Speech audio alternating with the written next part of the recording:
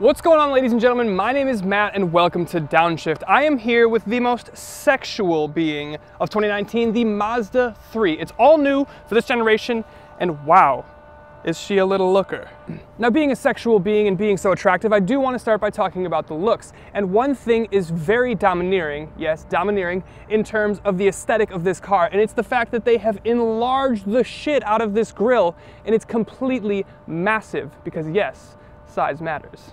Not only will you get this massive grille, but you'll get this lovely black chrome accenting around it and protruding into the headlight casing. Now, inside the headlight casing, you will also get LED running orbs, kind of circles or whatever, right through here. But the interesting thing is the running lights that look fantastic only work when the car is in park. Once you turn it into drive, you start pulling away, the projectors on the inside will turn on, which makes it just not as cool looking. One more thing also about the design of this Mazda 3 that you'll come to see is there's not a whole lot of accenting around the body. Usually there would be some sort of cutouts or fake air intakes around the front bumper, but there's really nothing here. It's a very sleek, minimal, and easy design. Now, as we get around to the side, I do have to let you guys know I did have to change locations. The kind of corporate office where I was filming before, it had the nice little river in the background. It was a nice looking area, right? Well, apparently this car, being such a sexual, desirable object, was causing an uproar within the building, and then they sent their security guard out to get me. But no matter, we're gonna jump right back in, right where we were, and talk about the wheels, because they are extremely beautiful. Mazda does just some of the best reds in the game, and they always accent it with a very, very nice gray or black wheel. These are lovely 18-inch painted aluminum wheels, and you also have this nice black rocker panel that goes along the length of the door sill because it just looks good. Now, as we get to the back of the hatch, this is my only problem with the design, because this, as you see here, is a lot of sheet metal, and you can't see through sheet metal, so it makes rearward visibility out of the cabin, out of your rear view mirrors, kind of difficult. And the sloping roofline, which we'll get to later, makes this a very small window to look through as well. So you really have to trust your backup camera, your blind spot monitors, and your lane keep assist kind of thing. However, that's not to say that it doesn't look fantastic. Everything about this body, like I said, is smooth. It's sculpted. It's done by hand. You've seen these commercials with these Mazda designers just like rubbing and molesting the car with their little scrapers, and there's just little flakes spiraling and twirling off. It looks really good. It's a very cool, elegant design. It's just, I can't see out of that. Ultimately though, the profile is extremely sexy, and it really doesn't share any parts with the sedan, and you can really tell in the shape of it. It's very, very much its own body style, and not just like a big rump attached to the back of the sedan.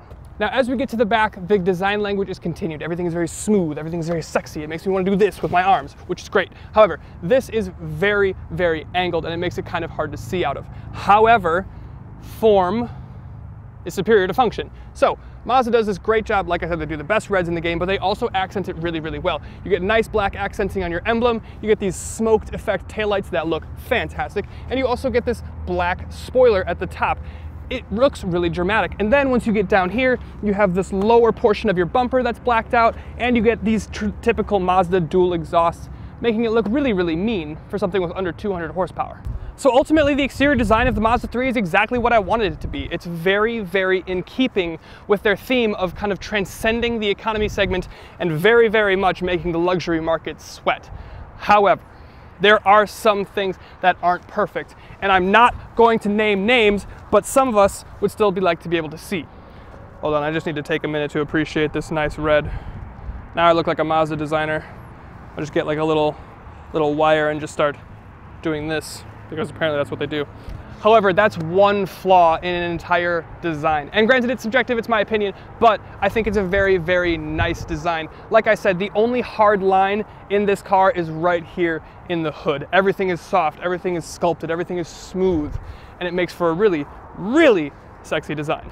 Now, speaking of sexy, we are going to get into the interior, and that's where the sexiness really takes off. So gentlemen, please, if you don't want your girl on you like a rabid mountain lion, have her leave the room at this time. Now, as we get into the interior, we'll start with the back, of course, because it's easy. And this is a compact sedan, and you kind of get that feeling. You can get 3 different leather color options, black, white, and red. The red is pretty cool. It's very special. It's very different. However, I will always go with parchment from Mazda. The white leather is just the best. It's the coolest. I love that they do it. The black makes me feel a little bit claustrophobic. This is a lower trim. It does not have a sunroof, and it makes me feel kind of tight in here. The seats do split 60-40, which is great, and you have nice little cup holders here, but there's no rear vents. There's only one map pocket. Just feel like they could have done more. And granted, this is a lower trim. However, in the higher trims, you will get a little bit more stuff like dual climate controls, seat chargers for your phone, and other amenities such as that. Whew, glad to be back up in the front now because there's not a whole lot of room in the rear seat. But as we get to the front now, we get to talk about some of my favorite stuff, fit and finish. Mazda, again, every time I get into one of these, it's a treat. They do such a good job now with their interiors. Everything is leather wrapped. I mean, this is a lower trim, and you still have a leather wrapped dash. There's very Audi-esque materials here with this kind of venting that goes all the way across the dash. You also get a very Lexus-style tablet that's kind of pitched far away and a more interesting design. But the premium build materials in here, everything is soft touch, everything is leather, machined aluminum on the window switches.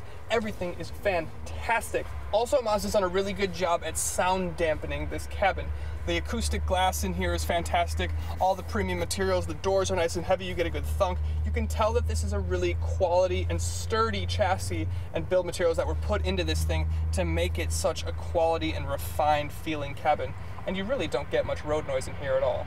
Now, quality is great, that's fine. However, it's the design that really blows me away every time I'm in one of these. The Mazda 6 Signature was incredible. The new CX-5 is amazing. And this new Mazda 3, this is an kind of entry-level Mazda, and you still get one of the most just opulently luxurious, minimal, and just beautifully designed cabins in the game.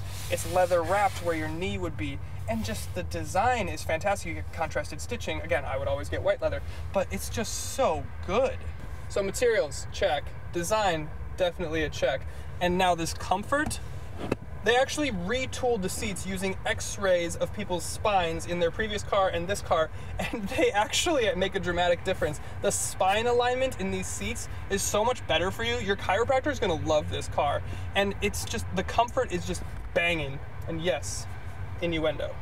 Now, Mazda being a more driver-oriented manufacturer, all their focus is going to be towards the cockpit. Everything is going to kind of fit towards the pilot, and it really shows in this new gauge cluster design. You have analog gauges on your left and right. The left is going to be your tachometer, the right is going to have your fuel and your engine temperature gauge, but the center is going to be your digital readout with your speed, your driver aids, all that fun stuff that you would normally get in infotainment, they bring it over here too. In higher trims, you'll also get a head-up display that they've kind of retooled to make it more visible with people with polarized sunglasses, because yes, we like to drive with sunglasses on so we don't get cataracts. And finally, thank you so much, Mazda, for giving us a new infotainment system. It's all brand new. That's what I've been harping on in my previous videos. It was the one thing that I didn't like about these Mazdas, and they've finally redone it. It's a completely new screen. It's 8.8 inches. There's a little bit of bezel on the side, but that's fine with me. It is far set away. It very, very much reminds me of Lexus. You get a lot of luxury kind of things in here. Again, you get the Audi kind of venting on the dash. It's very, very Lexus here. The screen is far away from you. It's kind of nestled into this little house, but it's not touchscreen anymore. Everything is controlled through the new Mazda command wheel. It's very, very reminiscent of Mercedes Command, BMW iDrive. It all works very well. It's very intuitive. It's very, very fast, which is fantastic. You have a separate volume knob here, which is great, and you have all sorts of button functionality down here as well. And of course, the best thing ever, and how could you not tailor to us Apple CarPlay and Android Auto as standard? Well done, Mazda. One thing that I did forget to mention, however, that I want to make sure I touch on is the Bose speaker covers. They have a nice little pop of color, especially in this black cabin. It's a nice textured brushed aluminum. It just looks really, really good. So with that, let's stop talking about this car and start driving this car. Now, as we step behind the wheel of this Mazda 3, biggest thing is the fact that the engine is exactly the same as the previous generation. Same 2.5 liter 4-cylinder engine, giving you 186 horsepower and 186 pound-feet of torque, which is fine, honestly, it's okay. You have a sport mode. It really just changes the transmission, holds gears higher, holds your revs and things like that, but it doesn't do anything for the suspension, it doesn't do anything for your steering, which is fine. I mean, this is still, you know, kind of like an entry economy car, although you wouldn't be able to tell just by sitting in here and looking at it.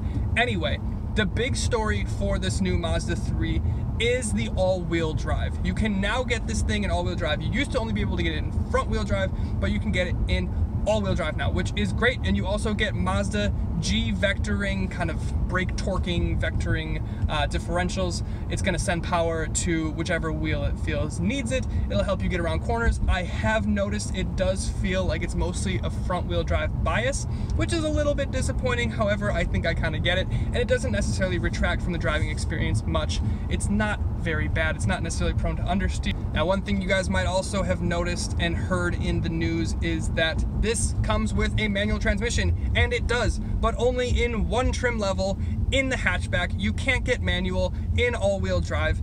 That's just a fact. You can get it in one trim in a front-wheel drive hatchback, nothing in the sedan, and that's really it, which is kind of disappointing.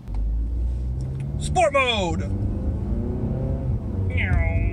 I would have really loved to see the 2.5 liter turbo in the Mazda 6 in here. Now, I'm gonna complain for a minute about this lack of 2.5 turbo.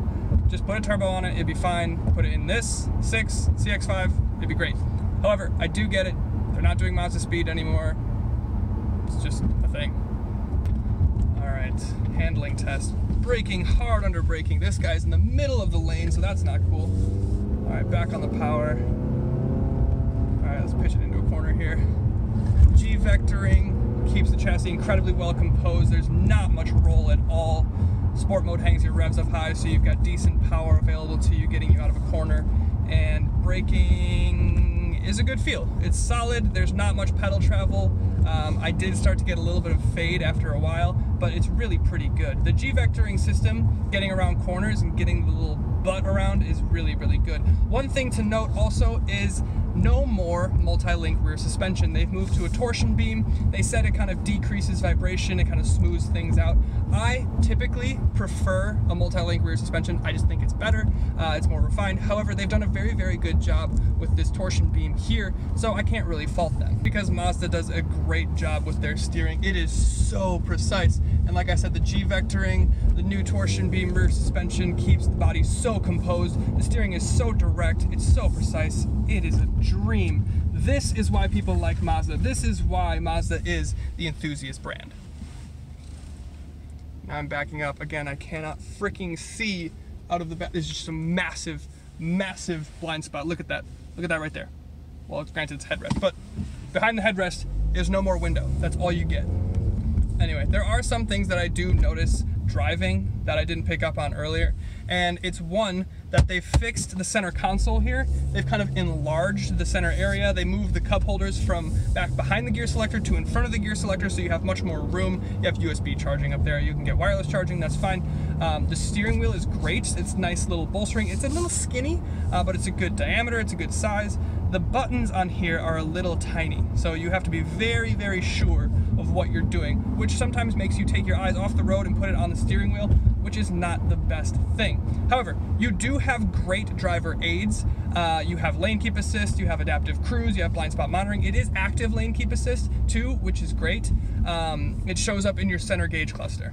So guys, those are my thoughts on the new Mazda 3. I thought the design exterior was almost perfect with, you know, just that one little thing, that blind spot in the back, but that's really the only thing I didn't like. Interior, the build materials is fantastic. The design is gorgeous. I absolutely love it. You're really gonna get the most for your money at Mazda if you want something in the economy segment, but with a little bit more features, a little bit more luxury. You know, Mazda's where you're gonna wanna go. Also, in terms of driver engagement, it's not the most powerful, but it is very, very well sorted in terms of chassis balance. The steering is amazingly precise, and the new G vectoring system works really well. You get a really, really nice handling package in here. It's like a little Miata, kind of. Without the 50-50 weight distribution. But in any case, I love this car. Thank you so much to Hall Mazda for hooking this car up for this review. I hope you guys enjoyed this video. As always, hit the link, patreon.com/downshiftmke. Thumbs up, comment, subscribe. I look forward to seeing you next time.